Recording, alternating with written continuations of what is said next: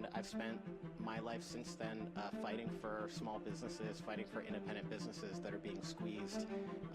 And specifically for us, we fight against monopolies like Visa and MasterCard and the banking system that actually squeezes small businesses far more than taxes and government entities do. 5 years ago, I took $1 million pay cut so that everybody at my company could make at least $70,000 a year. And in that time, we've tripled as a company, and we've been able to move into nice new headquarters in Ballard.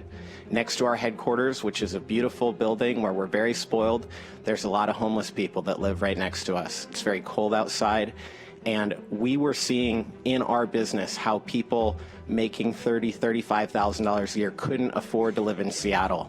They couldn't make ends meet. So we solved that for our community, for our team, by changing our pay scale from $30,000 to $1 million and leveling it from $70,000 to about $275,000, which our top executive makes. Not me. I make still $70,000 a year. But during that time, my action has caused housing prices indirectly, unintentionally, to increase in Seattle. I did my job. I did my job to solve the problem for the people that I represent. I did my job to provide for the people that work at Gravity that are supporting those 18,000 small business owners like Joe.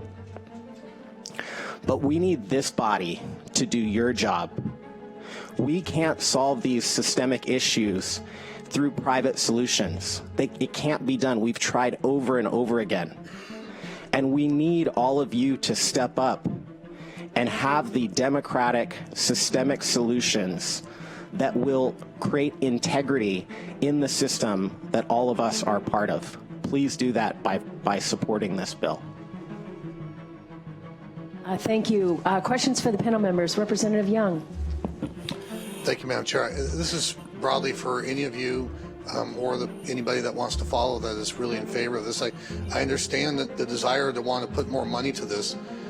I'm also worried about the other side of the equation and the efficacy with which the solution has already been addressed. Are any of you really happy with the way that the current dollars that we've been allocating to this, or that Seattle has been allocating to this, are being spent? I mean, do you like the way that they're spending this money now and not getting a solution?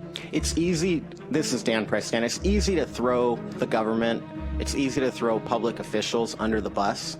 It's easy to point to any organization and find waste, and we have the type of scrutiny that the government has. You will find waste, but you could find that waste in any one of our organizations. In fact, this bill will cost me money. I'm going to pay money as part of this bill, but what it'll cost me will be less than our throwback to the 90s holiday party that we just threw.